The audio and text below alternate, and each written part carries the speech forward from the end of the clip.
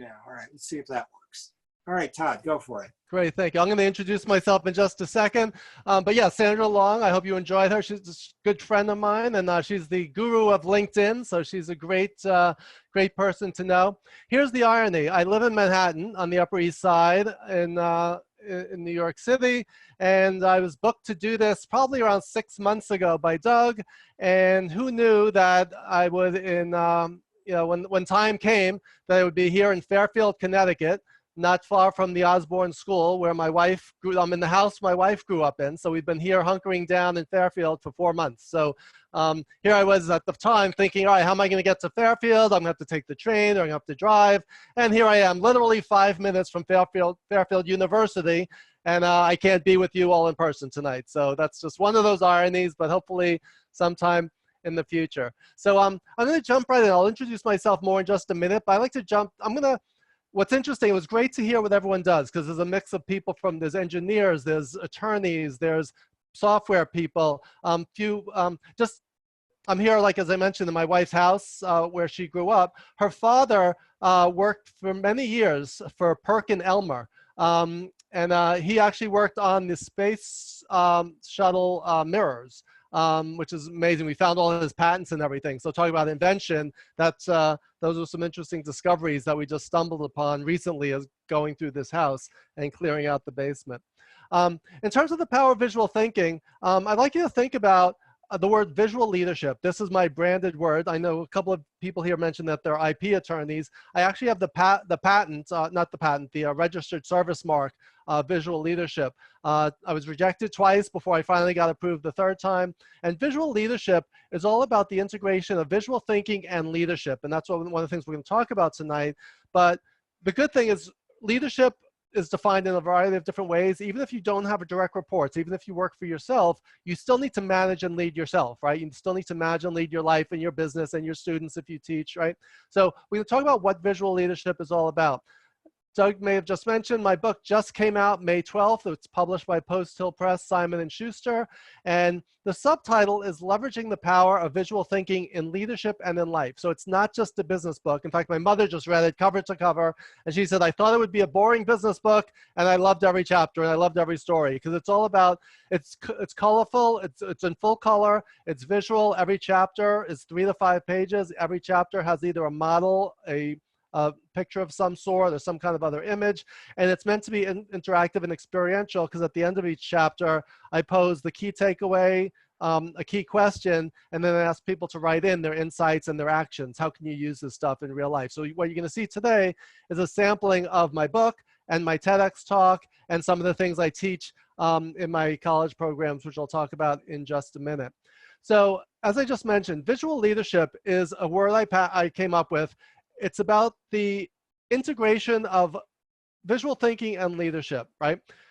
2 concepts come to mind. One is, as a leader, you can't separate your vision from your leadership. The lens through which you see the world has a lot to do with how you lead and the way you problem solve and make decisions, etc.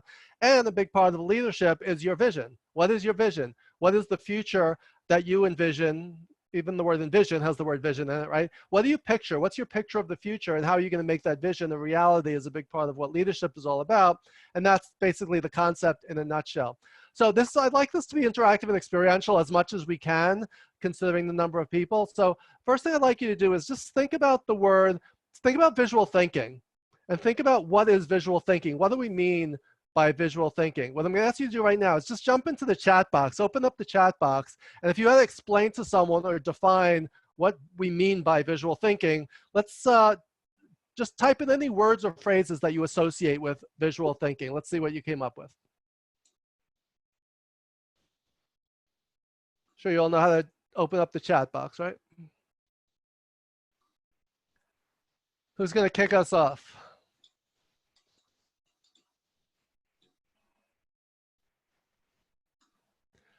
Visionary, knowledge representation, leadership. What else? Direction.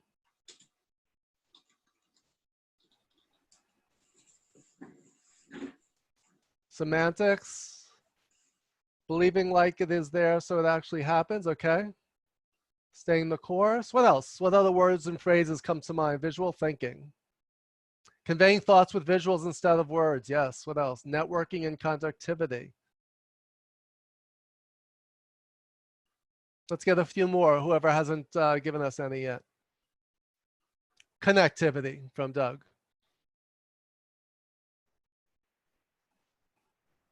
Any others? All right, great. So basically, in a nutshell, imagining something before it exists. Yes. So in a nutshell, visual thinking is basically about thinking in pictures, right? We typically think in words and numbers, right? Especially in the business world.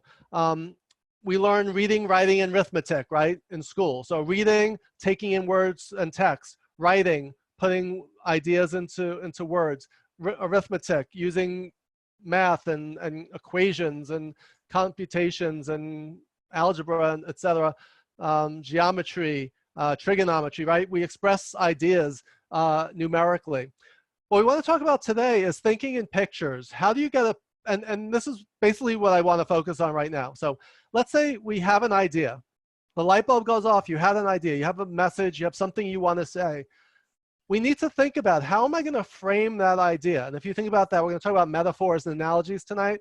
How are you going to frame that idea in such a way that you could communicate that idea and get it out of your head and into the head of someone else, with the goal being getting the other person to say, I see what you're saying.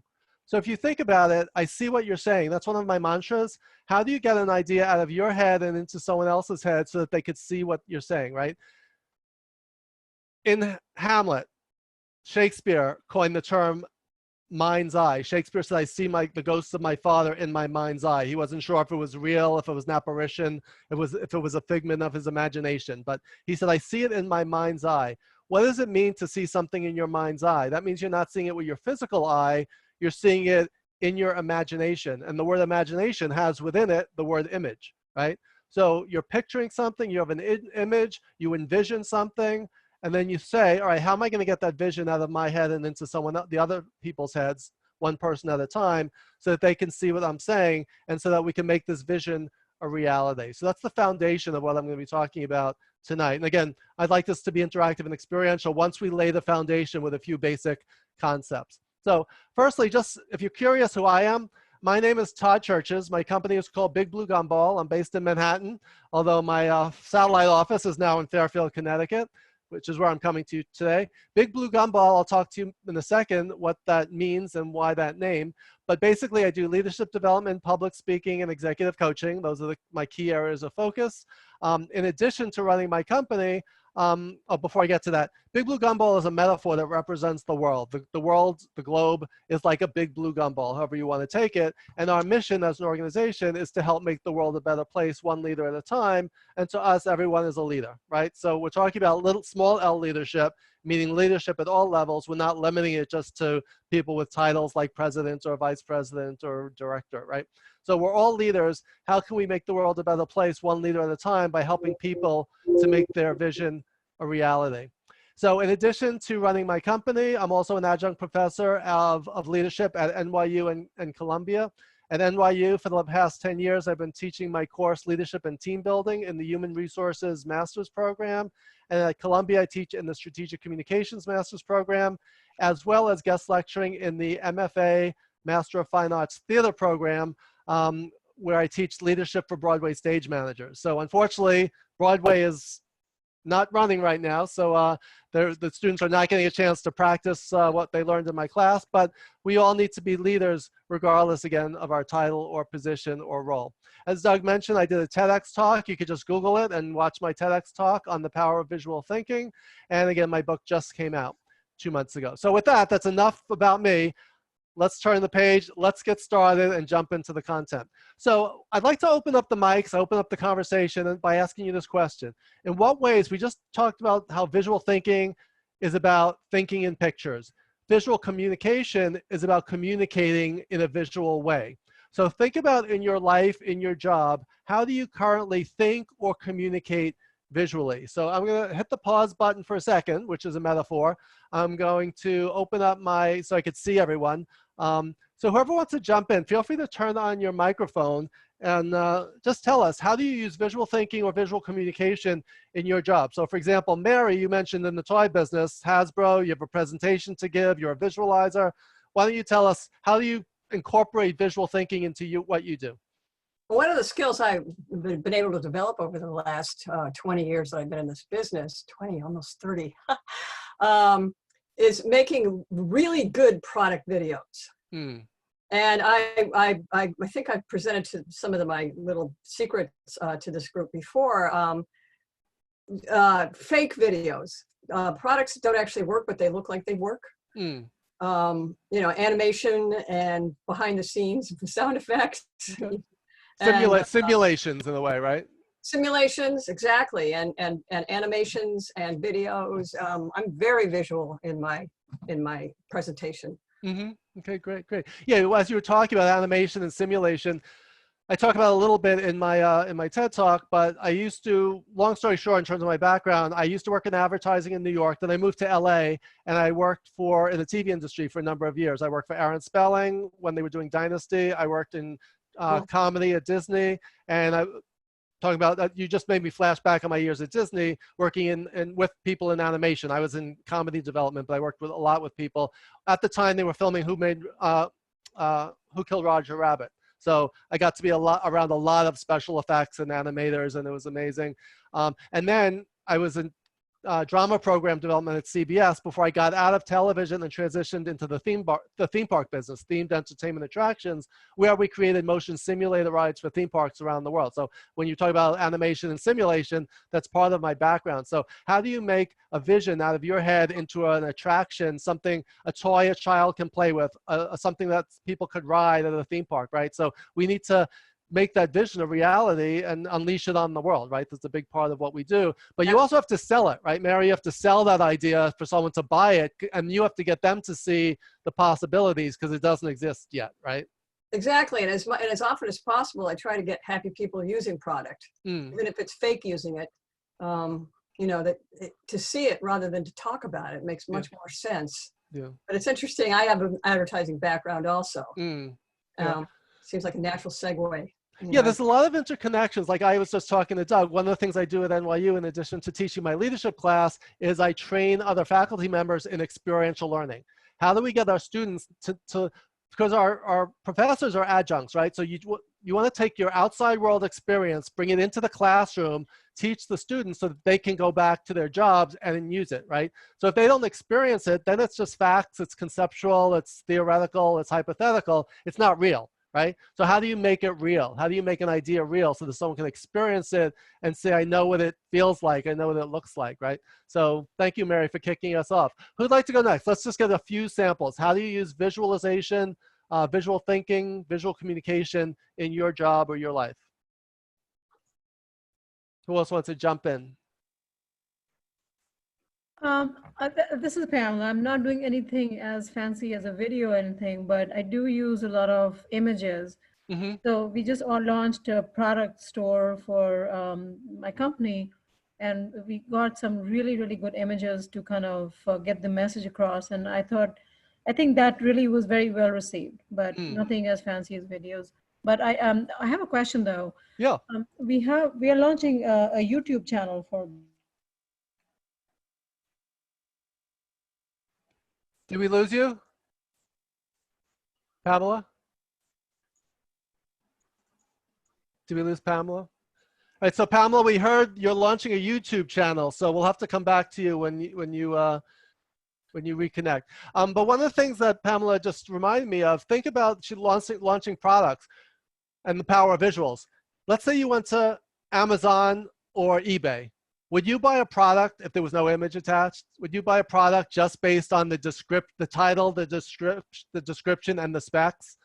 I don't think most of us would, right? So that's the power of visual thinking in action. If someone connected with you on LinkedIn, but they didn't have a headshot and you didn't know them, would you connect with them, or is it suspicious, right? So again, a blog post, they found that blog posts that have an image attached to it are read probably 10 or 20 times more than those without. Right? So again, just a few real life examples of the powers of using images in our everyday life. Who else? Let's take 1 or 2 more examples of how anyone here uses visual thinking or visual communication in your life or your work. Anyone else? Looks like there's some things in the chat window. Okay, let me check that out. I can't, because I'm running. I can't only see my screen and the chat. Let me. It's hard to juggle them all at the same time. Let me open up the chat. I try to build PowerPoints that stand alone with almost no text. So that's great. Michael Svensson just said the best PowerPoint slides tend to have the fewest amount of text, right? If you put your slides up and it's filled with bullet points, that's the whole death by bullet point thing. If you're putting up text on your screen, what are people doing? They are reading. They are not listening to you. So we are doing, never do battle with your slides. So that's a great point that Michael reminds us of. Our PowerPoint slides should be visual. You can always send people the backup. If you're sending them a deck, you can always send it with the text so that they can read it. But if we're presenting our slides, and you'll see I have very little text on my slides. It's minimal text, and you'll see examples of that.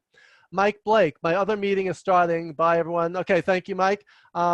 Appreciate that. And Doug mentioned using 3D rendering. So again, how do we simulate reality? You know, take 2D to 3D, and the next step is to bring it to life, right? So 3D printing is a good example of taking a visual and a concept and then making it real by making it three-dimensional and bringing it to the real world.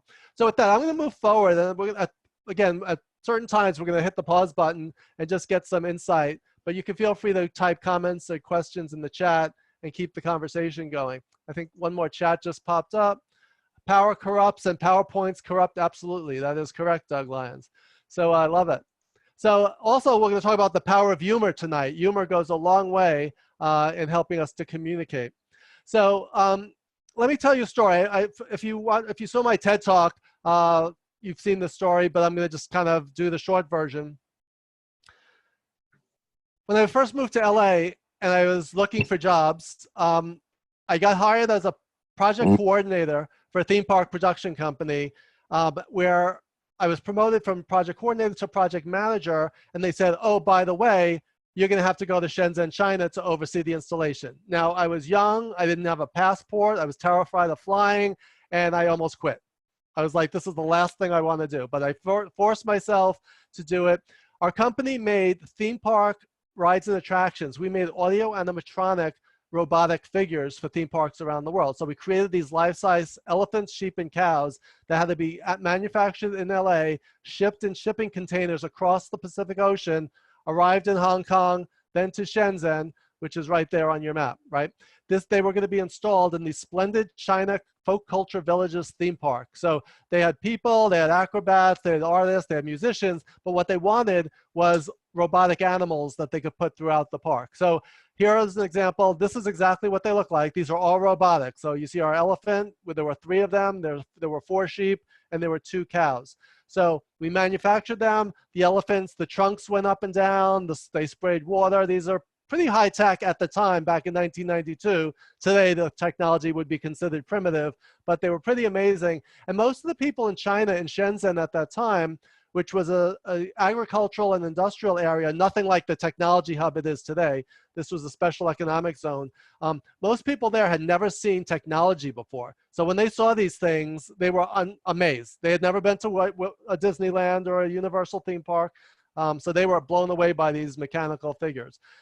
When I first got there, so backtrack a little bit, here's the elephant still in its shipping container. When I got there on the job site, it was me as the project manager and 2 technicians, an engineer and a mechanical guy. All the Chinese people there that we were working with, none of them spoke English. So we had this entire crew of like 100 people they gave us with not one person, even the translator didn't speak English. So imagine being there. My job was to get this installation done, get all these animals put in the right place and get them installed and the water hooked up, the electricity hooked up, and no one spoke English. So I had no idea what to do. We stood around staring at each other. Finally, the tools showed up, and you can see, again, very low tech. The knack box was pulled in by a rickshaw and a bicycle. Basically, I figured the only way to communicate, since I couldn't communicate in words, was pictures. So these are some of my actual drawings. I literally, if we needed a screwdriver, if we needed a hammer, tape measure, I literally, and I'm not a great artist, but this is not too bad, right, for someone who can't draw. I literally had to draw things and say, we need 100 nails, we need 50 of these screws, right? That's how we communicated. So it was literally like playing Pictionary and charades. It was like 2 words, sounds like screwdriver, right? So like that was the only way I could think of. And you know what? We got it done. You know, they learned a little English. We picked up a few Chinese words along the way. Bottom line is we got it done. But what I realized at the time is in order to communicate visually, you needed to think visually. You needed to say, all right, how can I visually represent this idea in such a way that the other people will understand and see what I'm saying, right? So that was like a light bulb going off about the power of using visuals to communicate and not just communicating verbally through words. So pictures and pointing became Pictionaries and charades, and we got it done. So as you think about ways that you communicate, jot down some notes for right now, just based on what I said. Can you point more often? Can you use slides? Can you draw? Other times where you're meeting with a client, you could produce an expensive video, but sometimes a snapshot, we all have our phones, right? We all could just take a picture of something and show it to we can email it to someone or text it to them. Can you pick up a pen and draw? Can you do a napkin sketch? Do you have the confidence and the skills to get up at a whiteboard or flip chart and say, let me explain this to you, right? So just start thinking about how you can incorporate some of these things into your job. We're not going to do breakout groups tonight, but if in a longer, like a 3-hour workshop, what I would often do at this point is have people break out and discuss it. But just for right now, just think about how you can apply some of these things in your own life and in your own job. Now, why visuals? What is it about visuals that make them so impactful? You may have heard the expression VARK, V-A-R-K. That stands for visual, auditory, reading and writing, and kinesthetic learning. Sometimes they're referred to as learning styles, but research has shown that we do not have different styles. What they are really is different modalities, different sensory ways of taking in information. So auditory, we take in things through our ears, through what we hear. Visual, we take in information through our eyes, through what we see. Reading and writing is about text or numbers and actually taking in information through our eyes, but not pictures, but text and numbers. And kinesthetic is about movement and feeling. Kinesthetic learning is about being hands-on and learning through doing, right? So those are the 4 different learning approaches. So what is it about visuals that make them so effective, and so impactful? And how can using visuals help us to communicate better, lead better, manage, coach? And you're all in the invention or innovation community. How can you use visuals to get ideas out of your head into someone else's? So why visuals? Let me sum it up in 3 words, A, C, and R. The first one, when you use visuals, when you use pictures, whether it's drawings or images or PowerPoint slides, it captures people's attention. So as an example of this, hopefully right now you're all looking at the screen. You're looking at the words on this person's head. You're looking at the blue background. Hopefully you're not on your phone. You're not reading today's New York Times. You're not watching TV, right? We're all focused. So I have your attention through the power of visuals. The second category is comprehension, right? When you use visual imagery, it helps people to understand, right? If I said to you, oh, let me tell you how to get to my apartment in New York. You get to Grand Central, and then you get off the train, and then you make a left, make a right, get on the Q train, right? That's going to be in one ear and out the other. If I gave you a map and showed you a New York subway map and pointed to you, here's Grand Central, you're going to walk here, you're going to get on this train, you're going to switch here, you would visualize it in your mind's eye. You would then conceptually understand what I'm talking about. So I got your attention. Now I'm going to increase your comprehension and understanding through the powers of visual. And thirdly is retention. People remember pictures more than words, more than numbers, more than text. That's just, without getting into all the brain science behind it, we just remember pictures more than we remember words. So if you were given a list of words to remember and a list of pictures to remember, and we tested you 10 days later and asked you to name the pictures, you would be more likely to remember more of the pictures than what the words were. Again, that's just basic brain science. So attention, visuals help us to capture people's attention, get them to focus. It enhances comprehension and understanding, and it increases memory and recall. So that's, again, the power of visual thinking. So here's a real life example. This is an excerpt from my syllabus from my NYU graduate class, right? This is the reading list. So you're looking at this. I'm going to give you the same information basically in a visual format, right? This and this is the same information, right? So if I was trying to get my students to buy a book or read a book or go to Barnes & Noble when it's open again, if they're still around when this pandemic ends, right? If you were to go, which is going to be more likely to help you, inspire you to pick up one of these books, right? The text or the pictures, right? So again, which one captures our attention, helps us to understand, and helps us to remember? It's pretty obvious. So again, when the left brain and right brain are battling things out, again, this is metaphorical, not literal. So we're not talking about brain science here. We're talking about what we talk about. Left brain thinking is logical, word-based. Right brain thinking is rhythmic and more artistically based, right? When they're battling it out, the right brain always wins. And again, I could watch this video all day long. Again, the power of visual thinking. It represents the right brain beating the left brain in a kind of gruesome but effective visual, right? I just want to give you two scientific principles that come into play here. One is called the picture superiority effect. And what I'm going to do right now is I'm going to stop the fencing because it's distracting, right? One of the powers of visuals is it gets your attention. The other thing about visuals is it distracts people from attention. So that's why I'm going to remove it. The picture superiority effect is the scientific theory that, kind of like I mentioned, when you have pictures and when you have text, your brain and your eyes and your attention is going to be drawn to the picture.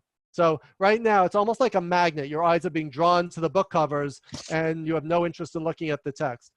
Dual coding theory is another scientific explanation that says that dual coding, dual as in two, not dual as in D-U-E-L, as in the fencing match. So dual, standing for two, when you embed information in both the left brain and the right brain, it reinforces it even more. So more power than pictures alone and more power than text alone is when you use text and pictures together. That's how you hit both sides of the brain, and that's going to increase recognition, comprehension, and recall. So again, those are, you can Google both of those and do the sun's out there if you want to read it and take a deep dive into the science behind it. But those are the two basic concepts, and there's others, but those are the two main ones that reinforce the power of visual thinking, which is why a picture's worth what? 1,000 words, right? This goes back to Shunxi, the Confucian philosopher. He said that seeing something, this is the way he put it, seeing something once is better than hearing it 100 times, which is that equivalent of a picture's worth 1,000 words. And even Napoleon said a good sketch is better than a long speech, although he said it in French. I'm not sure if he spoke English, but the bottom line is, from a leadership perspective, give me a sketch, give me a map. Don't give me a long speech if you want to capture my attention and you want to influence me. What I'd like to do right now is, before I give you my 4 ways of thinking more visually, I want to again hit the pause button. I'm going to open up my gallery view so I can see everyone. What are your thoughts? What's resonating with you? What questions do you have? What jumped out at you? So I just want to hit this point right now in the session. Open your mic. Feel free to jump in with any thoughts, comments, or questions.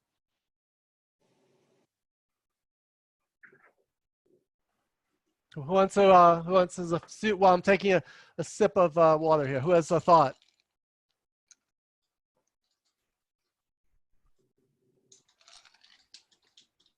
Anyone want to unmute and give some thoughts, what you've heard so far?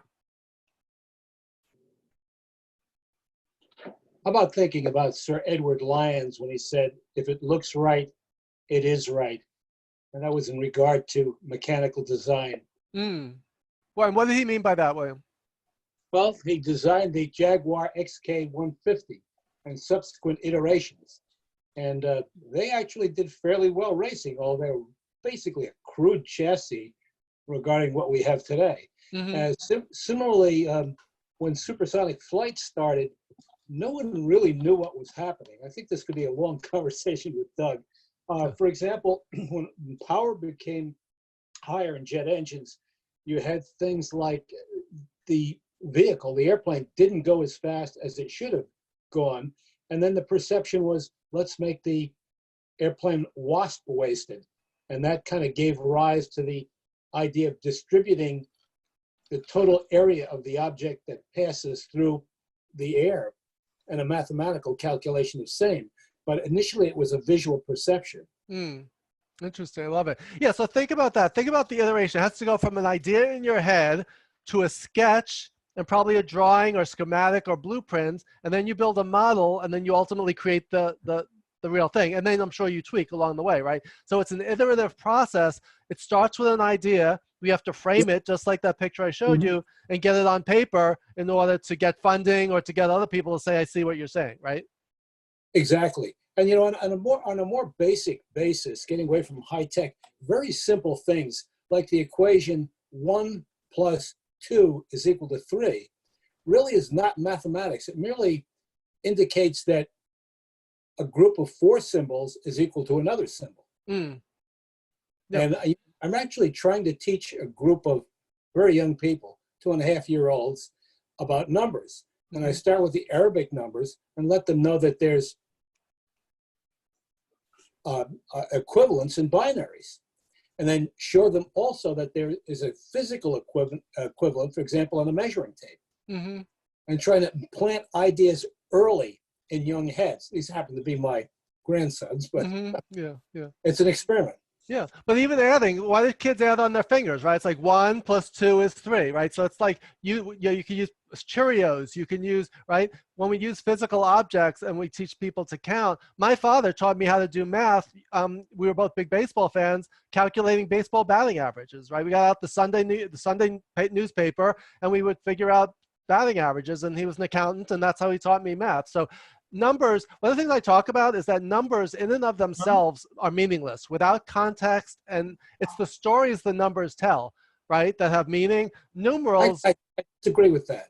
Numbers have meaning in and of themselves because they can manipulate. They don't have to represent physical qualities, and there can be rare instances, and Doug can comment on this, where numbers seem strange, but they do represent something physical. For example, I'm not talking about the square root of a negative number is something very real.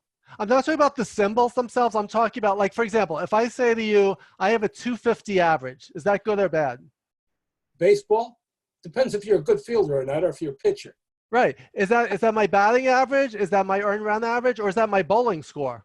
Right? So in baseball, that's not too great. In bowling, I might as well go on the Pro Bowlers Tour because that's pretty amazing, right? So a number without the, that's what when I'm coaching, when I'm coaching financial people, when I'm coaching HR people, a lot of people present numbers without context or without story, and they just bore people to death because they're just numerals. They're abstract. It's like, how do you make those numbers concrete so that they have meaning? Here's a real life story, right? Steve Jobs, when he introduced the iPod, right? He could have said this little thing holds 5 GB of data, but that would have meant nothing to non-technology people. But if you hold it up and say this can hold 10,000 songs in your pocket, that's pretty amazing, right? This little device can hold my entire music collection in my pocket. That's unbelievable. 1,000 songs in your pocket has more meaning to your audience in that situation than 5 gigs of storage, right? So that's what I was saying. So I don't want to so I get what you're saying, that numbers are symbols that have meaning. But one of the things I want to say is it's this, because we're going to talk about storytelling shortly.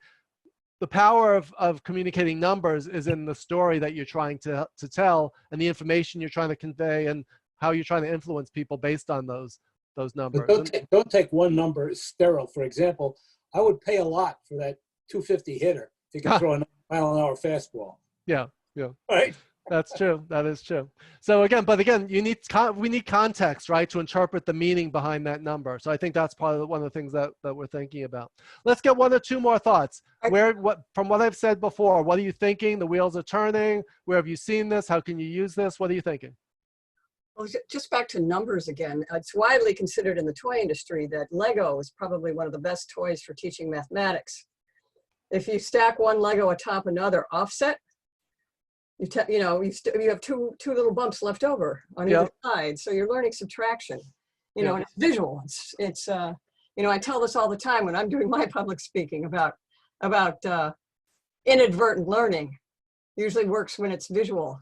Yes. Yeah, I mean, it's visual, and it's also and it's also kinesthetic, right? Because with Legos, it's the feel, it's the touch. Like each of the pieces are different sizes and different, right? So you could have 2 of one piece is equal to 1 of the, one with 3 dots. 2 with 3 dots is equal to 1 with 6 dots, right? Exactly. So that's a way of teaching people to think mathematically, but also to problem solve, right? Problem solve, decision make.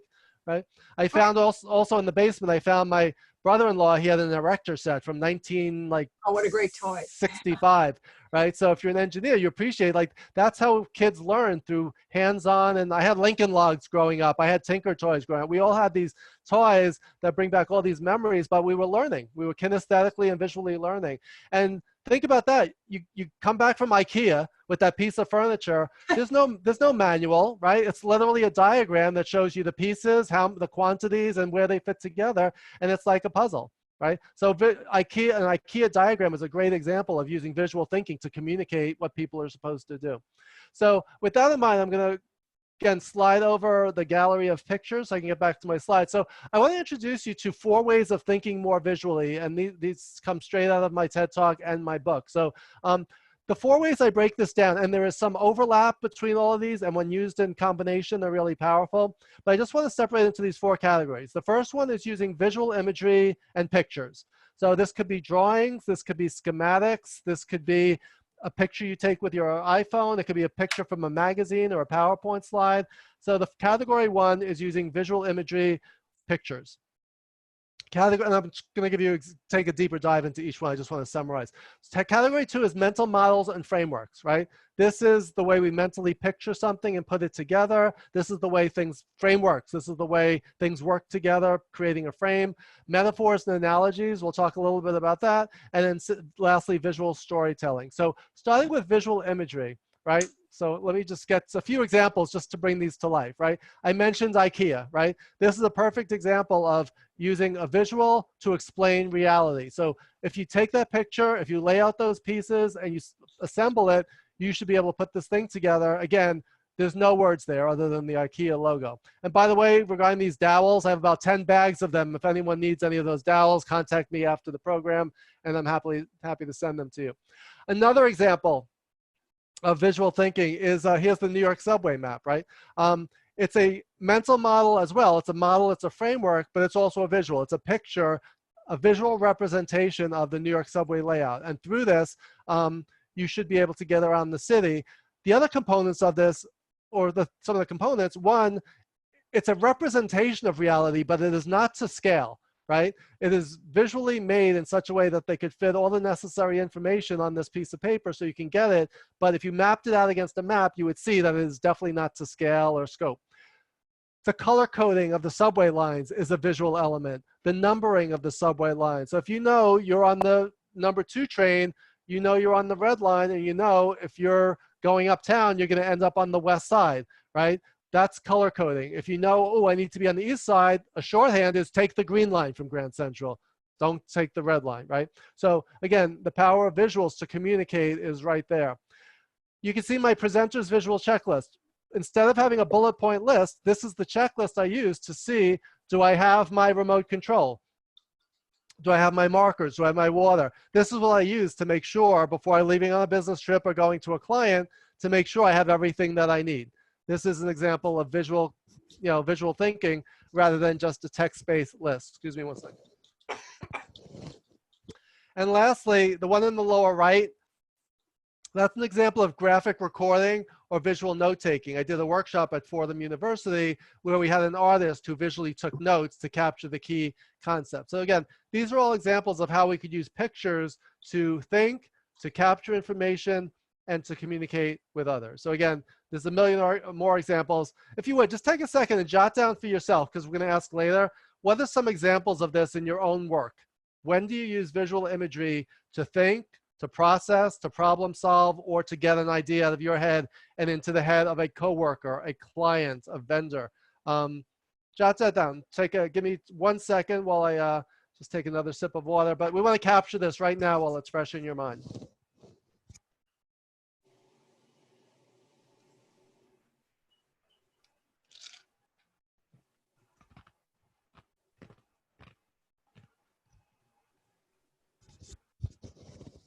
And there's 2 ways to think about it. One is, how do you do it? Or how have you seen it done in the past? And the other is forward-looking, future-looking. How can you do it? What are some things based on this, what are some things that you can do going forward? Can you start using more schematics like an IKEA diagram? Do you need to map things out? Using better PowerPoint slides and fewer text-based lists. Those are just a few examples. Let me just check on the time here. Okay, great, right on schedule. So let's move on to the second one, which is mental models and frameworks. This is very broad reaching, and I mentioned that my next TED Talk is going to be on the magic of mental models. Life is messy and complex. If we could take the complexity of life and work and problems and put them in a box. We always talk about thinking outside the box. My mantra is think inside the box. And then you could take it out of the box and implement it, right? So how do you take the complexity of life, put it in a framework so you can see it more clearly, conceptualize it, mull it over, maybe see solutions that you hadn't thought of before, and then you take it out of the box to implement some of those things. So here's my Venn diagram I showed you earlier, right? This is a mental model that shows how visual leadership is composed of a combination of visual thinking as applied to the world of leadership.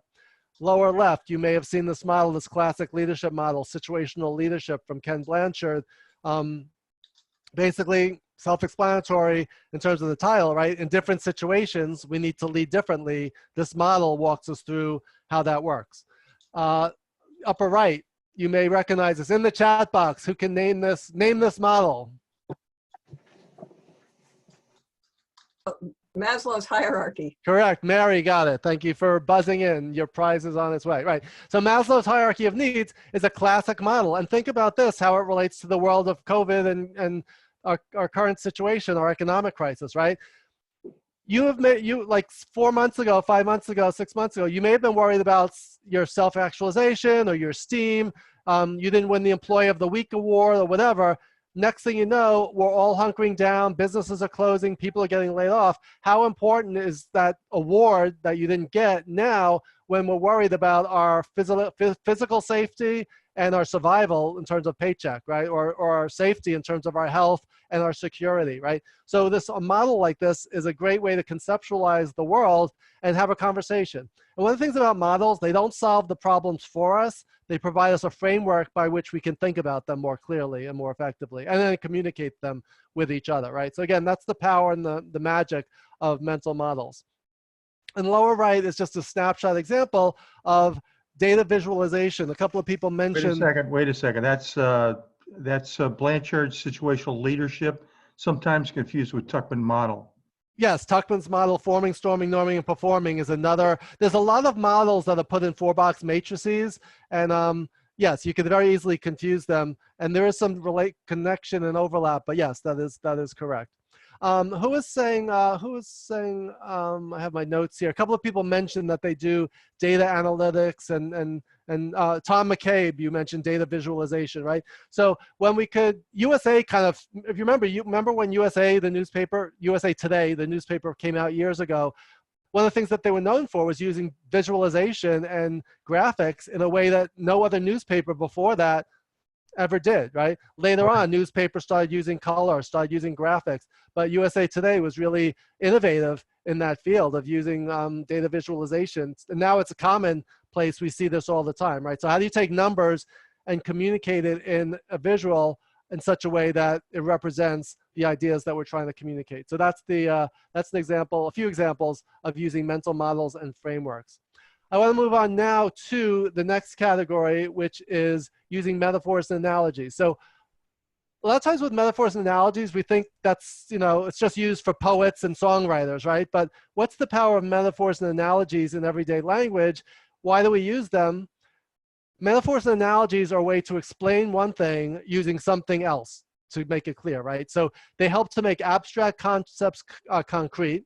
They help to make intangible things tangible, complex ideas simple, not dumbed down, but simplified, make unfamiliar things familiar, and make invisible things visible. So for example, here's an example of making the invisible visible. I'm gonna hold this up, see what your emotional reaction is.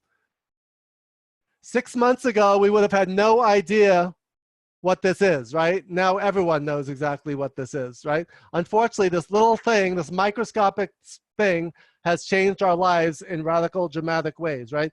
That's an example of taking something that's invisible, making it visible to the point of explaining things. Another example, flatten the curve, right? We never heard this saying before. Now we all know exactly what this means. This is both a visual image, it's it's a mental model or framework. It's also a metaphor, right? The idea of flattening the curve, meaning if we don't social distance and mass and try to slow things down, we are going to overload the healthcare system to the point where they can't handle it anymore, right? So flatten the curve is now common language, is an expression, a metaphor that we had never heard of 6 months ago, and now it's part of our vernacular, right? So that's an example of using metaphors and analogies. Let me give you a few more. When I was in college as a communications major, there was a textbook called Bridges Not Walls. So if you think about it, you could take a brick or a stone and you could build a bridge which connects us, or a wall that divides us, right? So physically and tangibly, you could build a bridge, you could build a wall, but in the context of the title of this textbook, we're talking about connection and separation, right? That is an example of using visual metaphor, both in terms of the terminology, but also the visual of the bridge represents that concept, right? So a few other visual examples, right? We use this all the time. We all know what we're not seeing, right? What's beneath the surface? Something like this, right? So we often use, that's just the tip of the iceberg. So for example, today I'm doing a 90-minute webinar, but this is just a 90-minute sample of my 3-hour and my full-day workshops, right? So what you're getting today is just the tip of the iceberg. It's up to you to dive beneath the surface if you want to become a more visual leader, right? When you first meet someone, our first impressions are just the tip of the iceberg. There's always more to the person than meets the eye, right? When someone is an overnight success, right? We only see the recent success. We don't see the years of struggle and failure and heartache that led to that overnight success, right? So the iceberg is a classic example that represents stuff we see and stuff we don't, right? So that's part of our everyday language. There's a lot of different ways that you could use this as a metaphor. One of the ways I use it in my NYU leadership class is we say that feedback is a gift, right? If you do not give someone feedback, you're actually withholding a gift from them, but it needs to be delivered in the right way, in the best way, with good intentions. And like any gift, you could take it to heart and consider the thought behind it, or you could throw it in the trash. Similarly with feedback, you could throw it out, or you could take it to heart and consider the thought behind it, and maybe there's some value there. That's a metaphor we often use. This one, talking about innovation and invention, right? Planting the seed for an idea.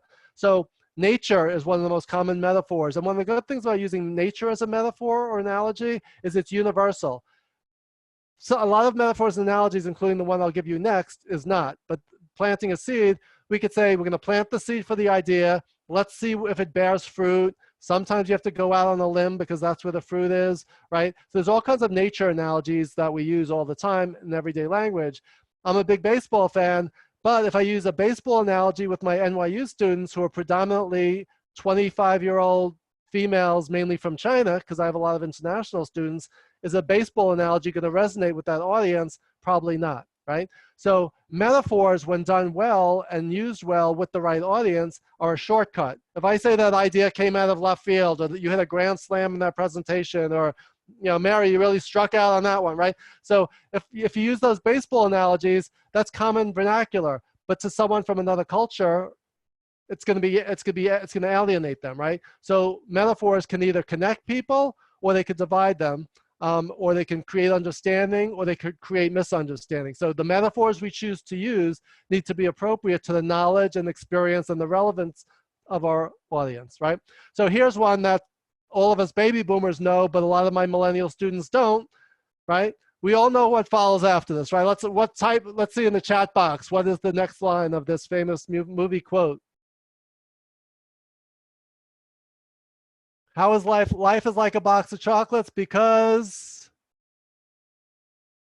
either by Mike or type, either one. Let's hear what the follow-up line is. All right, I'll give it away. Life is like a box of chocolates because you never know what you're going to get, right? So if you have one of those boxes of chocolates for Valentine's Day or Mother's Day or whatever, how often do you squeeze the chocolate to see, all right, is this a caramel? Is this a raspberry? What's inside? The Whitman samplers come with that great visual map, right, that tell you what's inside each of the chocolates, right?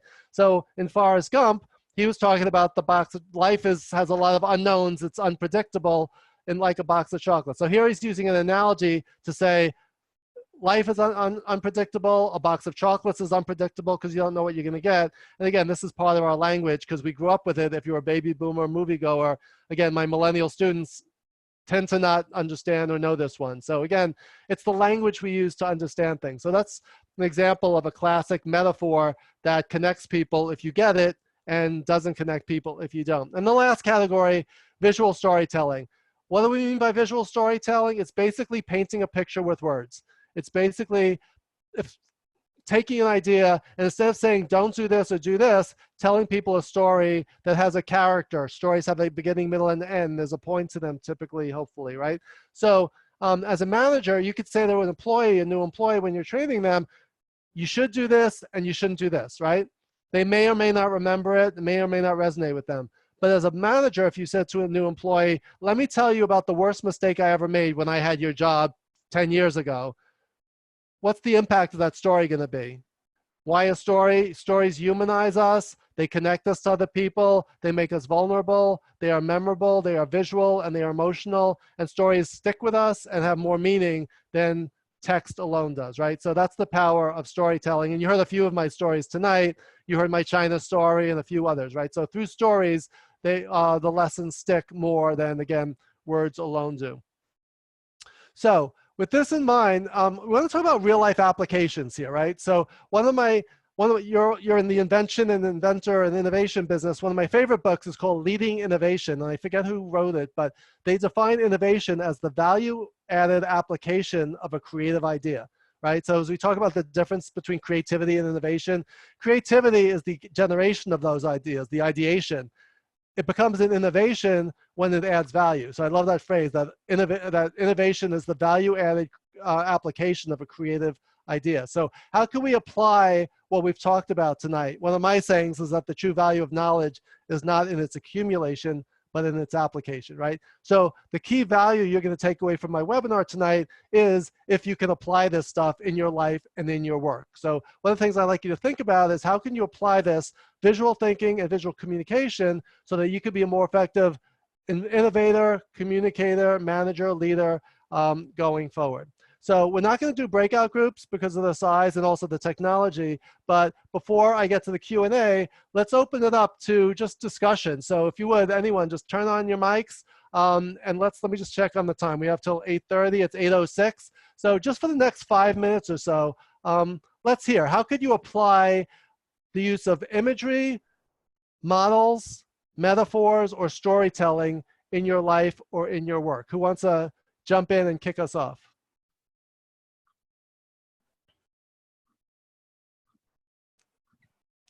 Maybe someone we haven't heard from yet, or anyone we have, whoever wants to start us off.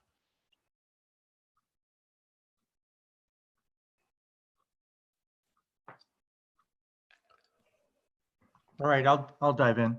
Okay, Tom. I'm a project program manager and teach at a couple of universities. And one of the key things that we have to do is gather requirements to figure out what we're building as a project. And long story short, there's a real simple consulting 101 technique called gap analysis. And the first step of the gap analysis is to do a current state. And what we do is there's, flow charts and swim lanes and, there's a bunch of, other context diagrams, and it could go on for a long time, but for just gathering the current state, okay? And then the future state is another set of tools and whatever. But the whole thing about the current state is that we don't, you try to put something out there that starts a conversation. That it doesn't have to be 100%. Matter of fact, sometimes you want to put mistakes in it so people can criticize you. And that's the best feedback that you can get is when people come up and like, oh, you're missing something here. And you go like, hey, good get. I forgot about that. Yeah. And, but yeah, visualizations are great in terms of that part of what we do.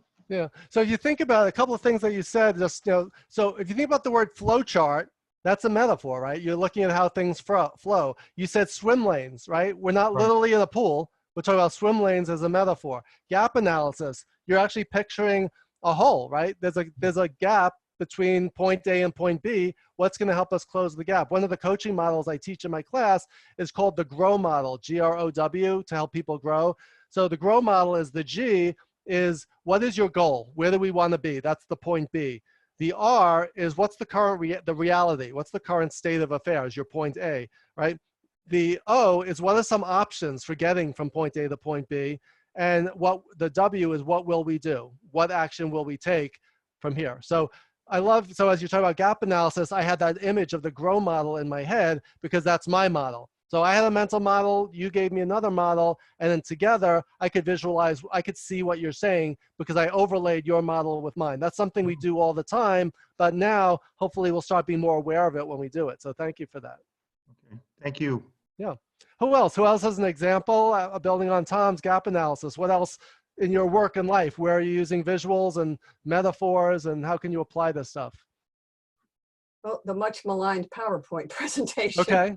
I mean, I had a very late notice about this Hasbro meeting. Usually I would have put together a bunch of, well, videos and shared a YouTube link with the person I'm presenting to. Mm-hmm. I have to resort to PowerPoints now, and so because I don't have time, but they work. Yeah. You know, and when you're having a conversation with somebody, and I always share my screen and show a PowerPoint presentation when I'm not showing a video, and so there's the voiceover, which is me talking, and then the pictures. Yeah. And I could flick between two screens to create an animation, you know, on, off, or whatever. Yeah. But I don't hate PowerPoint. You're using it now, I can tell, but I mean. Yeah, I mean, to me, PowerPoint is a tool. That's like saying I hate hammers or I hate screwdrivers, right? It's like you're hating the tool. You know, a hammer can be used to hit someone over the head or to hang up a picture, right? So it's just a tool when used effectively. Yeah, I mean, the picture will represent your idea. So, yeah, a lot of people denigrate it, but yeah. So what are some of the, like, in terms of the imagery, you could have a schematic, right? You could show what's on the inside. You could show how it works. So you could show a picture of a child playing with it, right? There's a lot of not so much, like more schematics, exactly. Like somebody is pitching me so people pitch me for me to pitch to Hasbro. Yeah. And somebody's pitching me a machine to work with Play-Doh. And they have a picture, and I see what it does, but I don't know how it does it. And I said, I cannot have this meeting about this product unless I get a top-down technical drawing of what goes on inside this machine. I refuse to go in there and not explain what's going on. Yeah, yeah. You know, it's proof of concept.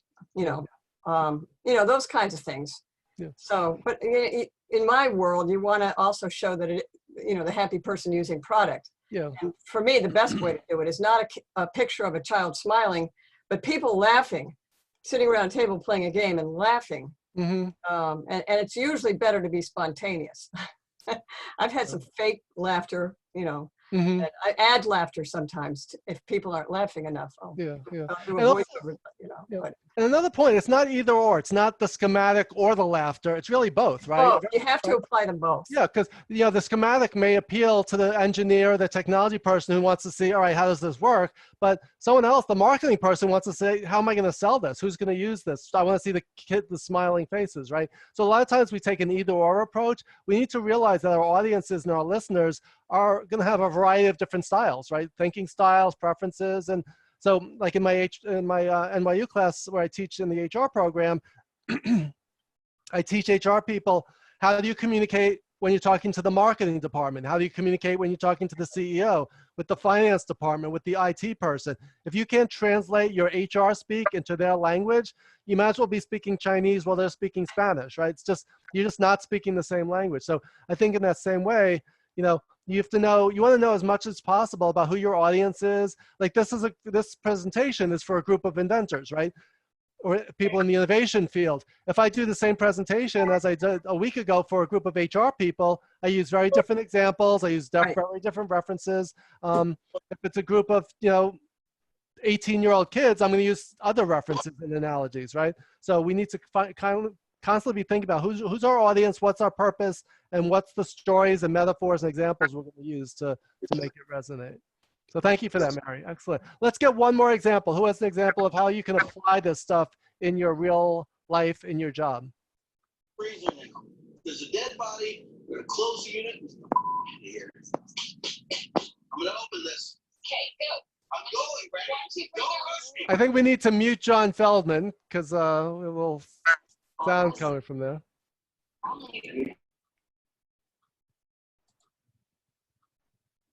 All right, someone else? Anyone else have any thoughts, real life applications of what we've talked about so far tonight? Yeah, Bill Caltagirone here. I think a great difficulty arises in different professions in long range and short range planning that meld. And probably one example could be the football coach or manager talking about a game plan. But what does the one of the linemen do when he's got a fraction of a second to execute that plan? Mm-hmm. A similar thing would be, how about a general planning of an invasion or a battle? Mm-hmm. And what does the tank battalion do? What do the helicopters do? What do the guys on the ground do? How do you integrate anybody? How do you use visualization? Does the squad level know that there's this general plan? Can you get it down to the squad level? Mm-hmm. How do you do that? Yeah, simplifying complexity, what metaphors we use, right? So in war, we often use sports metaphors, and in sports, we often use war metaphors, right? So we use different language to explain different things based on situations. Football, sudden death, right? No one's dying, right? But we call it that, right? Because it feels like it, right? There's something else that you just said that just slipped out of my mind. It'll come back to me in a second. But yeah, that's a great example of how do you simplify complexity, and also how much information do you give? Just like the iceberg, if we don't need to give everyone that entire iceberg, right? Sometimes, depending on the person and the situation, too much is actually counterproductive, right? So we need to think about what do we communicate, how do we communicate, how much, how little. Those are all strategic decisions that we need to make. And strategic decisions in the military can sometimes be 50 years. They're building aircraft carriers now for $13 billion. They expect a 13-year run. They've done four, or we got of the new Ford class in process. But now there's doubt whether that's the best way to spend a given dollar for the most effectiveness. Yeah. Scenario planning comes to mind. Envisioning different situations. I like that you said, we need to think about short-term and long-term. Peter Drucker referred to strategic planning as it's the short-term planning of long-term solutions, right? So we're in the moment. We need to think and anticipate what are we going to need a year, 3 years, 5 years, 10 years down the line. Another idea that came to me is the idea of the pre-mortem. A post-mortem is at the end of a project. We look back and what could we learn from what went right, what went wrong. A pre-mortem is what? When at the beginning, we anticipate what could possibly go wrong. We play out a variety of scenarios and then say, what can we do now to keep these things from happening, right? So scenario planning, whether in sports or business or war, is basically, like war games, right? We're mapping things out, we're conceptualizing possibilities, and then making decisions in anticipation of what could happen. So again, these are all visual thinking techniques that a lot of times we just take for granted, but we don't really think about them as such. Yeah. Thank you for that. Thank you for that, Bill. Let's get one more example of how you could use this stuff in the real world. Because again, that's the key. The value you'll take from this is what can you do with this now? Do you have a meeting coming up? Is there something you need to explain for influencing? How are you going to convince someone of something?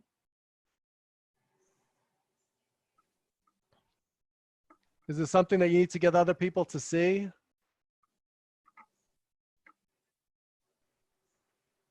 All right, I'm going to let that linger there for a minute, and just because it's 8:18 right now, so we're coming to the home stretch. So I just want to make sure before we'll close out in a few minutes. But any questions about anything? Is there anything that you want to ask right now? Again, one, feel free to link in with me. I'm the only Todd Cherches on LinkedIn, so just feel free to look me up and drop me a note. Just say you are in this session, and I'm happy to link in with you. Also, my website, toddcherches.com, just launched last week. Feel free to check it out for more. But any questions, I'll close out in just a minute, but before anyone runs off, just wanted to mention that. But any questions anyone has, any burning questions? Todd? Yeah, Manny. I often deal with information that's complicated. There's really a lot of data that you want to put across. And I'm wondering what your thoughts are on visual communications where like graphs and charts where you really need to give people a lot of data. Yeah, I mean, the key thing is data overload is just going to make people drown. So a few things. One I mentioned already. What's the data? What's the store? First of all, data visualization. Can you present that data not in Excel spreadsheets, but in some kind of visual form, some kind of graph, a pie chart, a bar graph, you know, whatever. Secondly, what's the message? In my book, one of my chapters is called "How My Cardiologist Almost Gave Me a Heart Attack." I did all of my, I did my echo, I went through carotid, I did all the tests, and he came back, sat down next to me. This was a new cardiologist filling in for my regular one. He said, based on the data, based on your tests, you have a 5% chance of having a heart attack within the next 10 years. And I almost fainted and died right there. And then I said to him, wait, doesn't that mean that there's a 95% chance that I won't have a heart attack within the next 10 years? He said, yeah, that's another way of looking at it. So basically, your test came out perfectly normal for a 50-year-old male. So it's like, why couldn't you have said that first? You know, why did you bury the lead? Why did you make me, right? So in his mind, that's how he framed that information, but he wasn't thinking at all about the patient's point of view. How am I taking, right? So it's not, again, it's the story the numbers are telling you. We need to see things through the eyes of our students, right, Manny? So it's like, what's the data? What's the story? What's the subject? What's going to resonate with them, right? You wouldn't teach advanced calculus to a group of 5-year-olds or to whose nephew, was it Bill who was teaching math to his nephew? I mean, his grandchildren. You wouldn't teach calculus or geometry to a 3-year-old or 5-year-old. So we need to say, how could we, without dumbing things down, strip things down to their bare essence and basically feed people a little at a time and build on it so that they get it. So that's what I would say. How do you simplify the complexity, make what you're teaching meaningful and relevant to them, and then have them, I talked to Doug about this earlier, can they do teachbacks? Can you give them information, have them read, and have them teach it to you or to each other, and then see how well they can explain it, because that will tell you whether or not they actually get it. So that's just a few things that I do with my students. Is I'll sometimes give them an 8-step model, like John Cotter's 8-step change process. I'll say, read the Harvard Business Review article, meet with your team, and each group presents 2 steps of the process. So I want to see how you explain it to us. And then from there, we fill in the blanks, we correct it, but they have to teach it using metaphors and examples and analogies and stories, and that's how it resonates with them, and that's how we figure out how much they know and how much we need to do to help them fill in those gaps. Okay. Does that help? Yes. Well, I have the podium or the yellow thing around my little. Yes. What are your thoughts on repetition? Some people say you're delivering a message, you should tell them what you're going to tell them, then tell them what you told them. Do you have any variations on that, or what are your thoughts on repeating messages so that you make sure that your audience comes away with what you wanted them to? Yeah, I mean, the answer to that to me is it depends. Sometimes that works, sometimes it doesn't. Depends on what it is. You know, drilling someone into someone's head, like saying, I explained that to you 100 times, why don't you still get it? Well, maybe you didn't explain it well. Maybe explaining it well once would have been better than saying the same thing over 100 times. So again, same thing with learning. Students, when you're reading a textbook, just copying word for word out of the textbook, that's repetition, but that's not how people learn. Can they process it? Can they provide examples? Can they illustrate it? Can they bring it to life, right? So it depends on what you want your students to learn and what matters. So repetition in some case, rote memorization works for some things, but it doesn't help you learn or replicate it or explain it to someone else or use it in your real life in the future. So it really is, that's that attention, comprehension, and retention thing. Are you going to bore them, or are you going to get their attention? Are they going to understand it? And are they going to be able to recall it on a test and use it in their jobs or in their real life afterwards? That's what I think. That will determine what's the best way to teach this stuff. That's what I would say. Hope that helps. Yes. Great. And then also, I mentioned to Doug, I wrote, for those of you who teach, I wrote a paper, a white paper called The 5 Core Competencies of an Effective Instructor. And if you want a copy of it, just email me and I'm happy to send you a copy of it. Any other questions about anything we talked about? Bill Caltagirone, can you hear me? Yes, go ahead, Bill. Yeah, just a quick comment on visual information. Admiral Rickover was the chief engineer and the father of the nuclear navy. And when they built the Nautilus, they would never allow anything but an analog gauge. And they're probably, I don't know, but probably to this day, all the gauges on the nuclear submarines are probably analog. And the reason for that? Because you can see where 12 o'clock is, where 2 o'clock is. You're not reading numbers. Mm-hmm. You can see where you are. Yeah. You know, if you're already around 3 o'clock and maybe 4:30 is about where something explodes, you've got that, you don't have to, you're busy and you're looking at single gauges. Yeah. And they're all showing, you know, they're probably right where they should be around 12 o'clock. And that you don't have to process, oh, it's, you know, point X, Y, Z. And, yeah, that's a great example. Analog clocks, gauges, those are all visual, right? Those are visual dashboards, right? Exactly. You looking at numbers on a screen, first of all, it doesn't get our attention. Our eyes blur over. So that's where, you know, if you're driving and you see that speedometer going up and up and up, or the heat gauge going up and up and up, you're going to notice that more than if it was just, you know, numbers on the dashboard that you weren't paying attention to. So that's a great example for that, Bill. Thank you. In fact, when I was a runner, I always knew where I was because I could sort of see the second hand on the clock and a lot. Whether you're ahead or behind. Yeah. Whereas when they came out with cars with idiot lights, you didn't know you were overheated until the red light went on. That was too late. Yeah.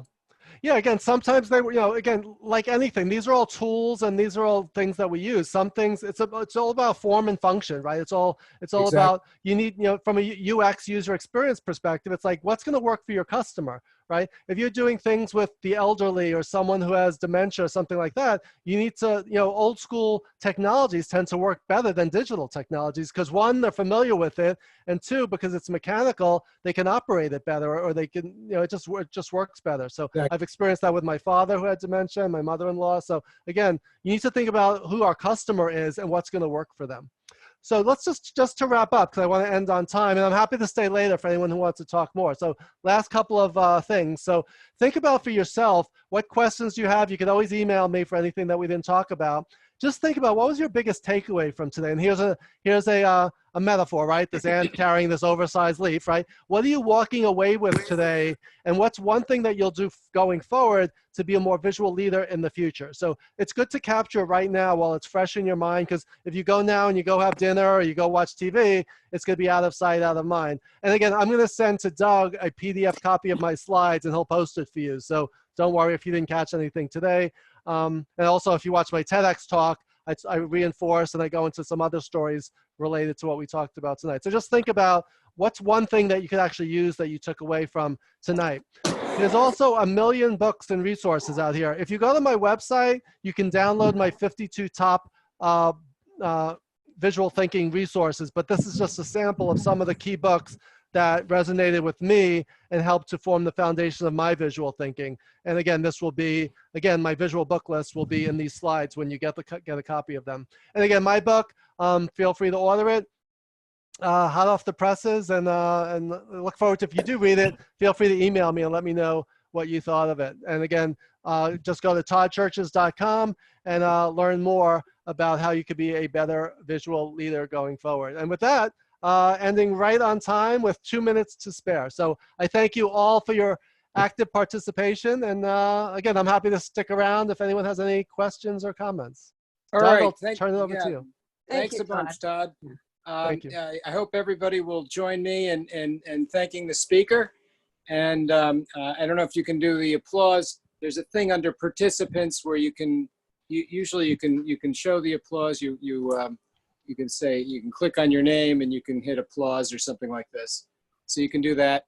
And next Don't know how to do that. Next month, we're going to have a speaker that you may have seen before. It's going to be an encore presentation by Leon Pinsoff, and that's going to be on blockchain. So I hope you'll join us then. It'll be the last Tuesday of the month, and I'll try and send out the emails a little bit earlier. We had an email snafu. Sorry about that and the late notice. And Todd, if you're going to hang around a little bit, that would be great. I am. I'm going to hang out. And Mary, good luck on your Hasbro meeting presentation. I actually Best have of luck another to you, Mary. meeting. Another meeting now. Well, All right. at 10:30, I got to get Oh, ready okay. for it. I know, at West Coast people. Okay, Very thank good. you so much, Todd. Thank you, Mary. Nice to meet you. Thank you. Thank you. Anyone have any questions or anything you want to chat about while still here? I see from Clayton, I have a question. How do I get a job in the scientific engineering field? It has been 13 years since I graduated from college. That is out of my area of subject matter expertise. That sounds like a Doug question to me. Yeah, that might be a question for me. We can talk offline about that if you like. That's not an easy question to answer. Any questions about visual thinking, visual leadership, visual communication? It seems to me like what you're dealing with is more an art than a science. That you have a process that involves good design, sort of the Dieter Ram school of thinking, where you have to keep working at it in order to come up with the right analogy and the right visual way of thinking. So you're basically creating what I would call visual analogies, which is kind of difficult to do. I mean, it's certainly not obvious to me. That is true. It's actually both an art and a science, right? Because it's the art part is the thinking visually and thinking artistically, but there's also science behind it. There's research behind it in terms of how the brain works. And some of the books I mentioned, like How We Learn or Brain Rules, gets into the science behind it. So it really is a little of each. And also what's interesting too, the first two types of thinking, visual thinking, using imagery and using models are the two that are visible to the physical eye. You actually see them with your eye. The last two, metaphor and storytelling, are more internal, intangible, and those are only seen in the mind's eye, right? But you could use a visual model and tell a story to explain it. You could have an image that's a metaphor, right? So you could combine them. But it's interesting is how some of these things are physical eye things and other things are just mental pictures that we get. This reminds me of a course I took called Visual Communication, which is really very close to this idea of visual thinking, I think. Yes, yes. What do you remember from that course? What resonated with you, Doug? Well, because I'm a pack rat, I never throw anything away, so I just pulled out my notes on the course. Great. You know, one of the things that really struck me was how difficult it was to do visual communication, because you had to understand how to model the process of interactions between stimulus and response. Mm-hmm. And that's not an easy thing to do, because you have to keep experimenting and go through a process of discovery. Yeah, yeah. I mean, think about it, like, you know, again, using visuals in engineering is different from using visuals in advertising, right? So you're still using visual thinking, conceptualization, how am I going to represent this idea, but you have a different audience, a different context, a different intent, and a different situation, right? So you need to think about, you know, in some context, you need to be a very good artist, but I talk about in my book, you know, if you can't draw, you can still draw a stick figure. You can still take a picture of a magazine or a screenshot of something, right? So you could find visuals. You don't have to necessarily create visuals in order to communicate visually.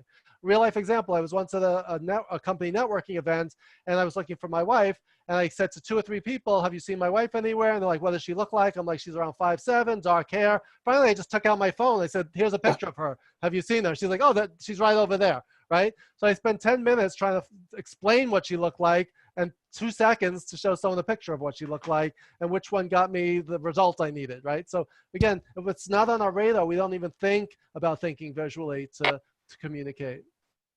Yeah, hi, Bill here. Yeah. Another comment on, I don't know if it was effective, it certainly existed, but before talking pictures, there was overacting. Yes. And I wonder if it was really effective in that I think any time, and of course people were different back in the 20s of the last century than they are now. They're reacted differently to different situations.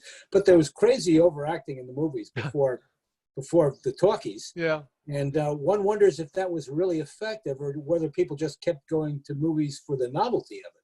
Yeah. Well, I was just watching The Jazz Singer recently, the original Al Jolson one, and they show clips of that. And yes, the reason they had to emote so much, they had to communicate visually through their facial expressions because there was no voice, right? There were no word, they weren't speaking, and you couldn't even modulate your tone of voice or whatever. So you literally had to use your face. And that's what my wife's a casting director.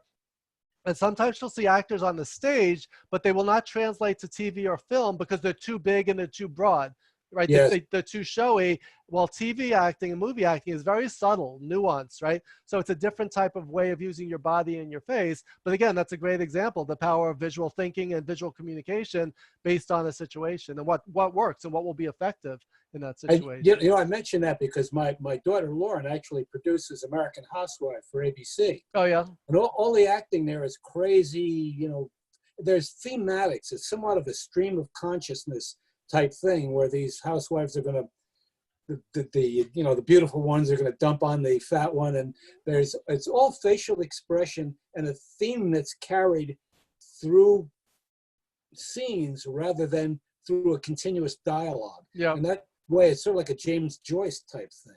Yeah. And it works, and it's very carefully constructed in that there's a total of a half hour. Mm-hmm. There are 3 ads, and you have to fit all this stuff in. Yeah. And it's just the talent that you have in writing, which I guess works because I got another season coming. Yeah.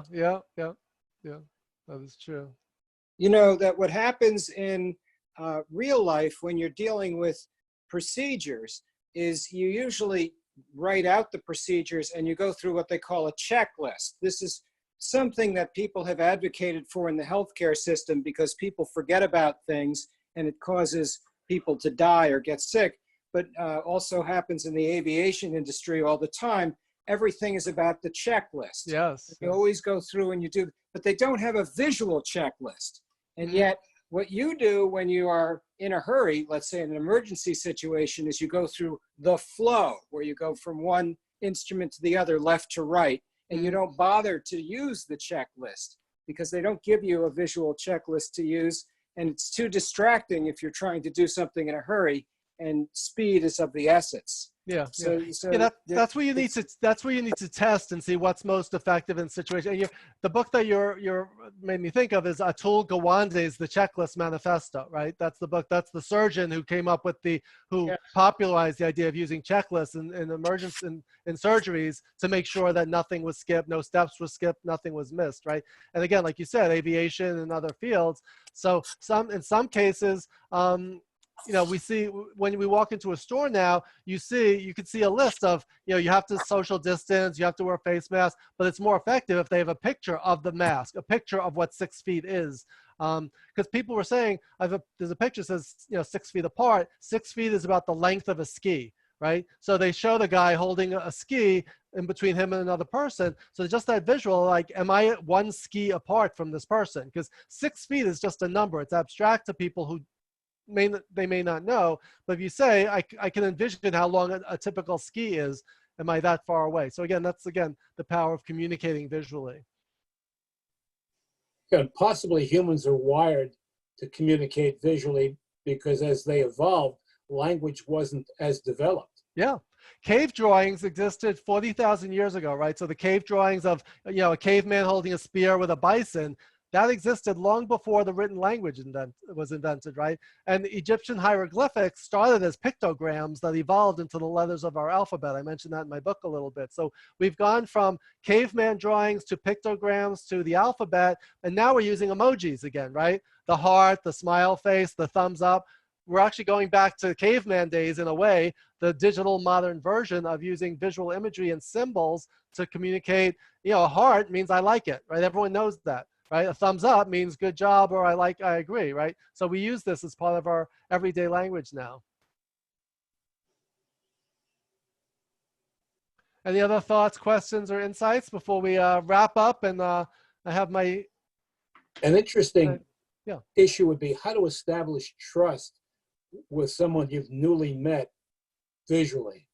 For example, if you meet a fellow and you say, gee, I'd like to see your last three, it's a private company, your last three income statements. That's asking for a lot. That's, you know, on your first date, that's asking for a lot. Right. How do you establish that trust visually? Yeah, I mean, that's there's legal aspects, there's financial, that's hard to say, but just in terms of establishing trust visually, I was just talking about that with someone the other day. A smile typically is a friendly way to greet someone, but now that we're wearing masks, we have to kind of smile with our eyes, right? Yeah. So like, how does a mask act as a filter to communication? You can't tell if someone's scowling or smiling, right? Handshake, we're not shaking hands anymore, and who knows if or when that will ever come back, right? So what's going to be the future equivalent of how do I gesture? Gestures are physical and visual. How do I gesture to someone that I'm open to meeting them? We could do a virtual hug. We could kind of do this, tap the heart. It'll be interesting to see what visuals we come up with that will replace the handshake. Absolutely. Yeah. I favor the Roman salute. Huh. Yeah, you never know. You never know what's gonna make it. A bow, a curtsy. Who knows what's gonna happen? It's more elegant than rubbing elbows. Yes. Yeah. How does that go, Doug? I want to learn how to do that. Well, you stick out your elbow and then you sort of push it against the other person's elbow, I guess. Oh, that's Roman. I thought it was sort of like pounding your chest to bring. Oh no, the Roman salute. Yeah, you pound the chest and then like you hold your hand out like a Nazi salute. Yeah, let's hope that doesn't make a comeback. But Moses commented that, now that we're on Zoom, that's a whole other thing. How do we represent ourselves on Zoom in a way that's confident? How do we display executive presence? I hadn't shaved in a week until this afternoon. I shaved just for you guys tonight, right? So it's like, I didn't want to come across as scuffy, but what if I came wearing a suit and tie? That would have been inappropriate for this, right? We're all sitting in our houses. So we're a tuxedo. Right? So all of those things we need to think about. How do we represent ourselves professionally, but not too formally? Those are all, I coach some of my clients around how do you represent yourself online on Zoom in a way that's appropriate for the context and the other people and the situation. I was doing a workshop, a woman in Zoom, she was actually in bed in her pajamas under the covers. And I was like, are you kidding me? It's like, that was a little too casual. So crazy.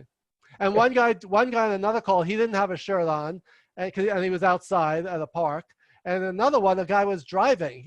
Everyone was watching him drive, and he was on the Zoom call, and he kept swerving and stopping because he was in traffic. And everyone was focused visually on him. And in the chat, everyone was taking bets on how long it would be till he crashed. So we completely lost track of the purpose of the Zoom call because visually we were so mesmerized by this guy on the Zoom call driving. So again, all stuff that we're dealing with in these crazy times we're living in. And actually, costuming is evolving. It used to be Wall Street was a single-breasted suit, and Uptown and advertised you could have double-breasted. Yeah. And now it's getting rid of ties. Getting rid of ties, and there's also in the real workplace there's an evolution where there's not just white collar and blue collar, but IBM is pushing this idea of new collar jobs, where there's an ingredient of technology in a job that may not be a white collar job. But then again, what's a white collar job? There's a huge array of And if you think about it, that's a metaphor, right? White collar, blue collar is a metaphor. It's not literally right anymore. Maybe it was at some point, but that's a metaphor that we use.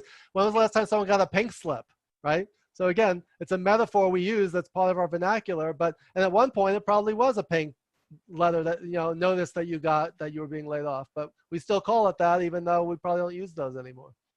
Well, the pink slip was also a broker would write on a pink slip for a sell, and write on a blue slip for a buy. Yeah, so the whole idea of color coding is a really interesting one too, right? Color is visual. So what if you had a stoplight, but someone said, instead of red, yellow, and green, I want to use pink, purple, and orange or whatever. Would people know what to do, right? If you changed the colors all of a sudden, or if you had a stop sign that was green, and even though if it was the same shape. So how we associate shapes, colors, and meaning and symbols is a really interesting visual conversation to have. Any other final thoughts? I haven't had dinner yet, so my wife is getting ready for me. I want to thank you very much for your presentation. This is great. Thank you, And I Doug. will touch base with you offline as soon as I get this stuff recorded and uploaded into the cloud. Sounds perfect. And I will send you a PDF copy of my slides, and you can feel free to distribute those. Invite everyone to link in with me and follow and get in touch anytime with any further questions. Cool. Thanks again. Thanks, everyone. It was great to meet all of you. Have a Thank good you. night. Good Okay. night. Good night.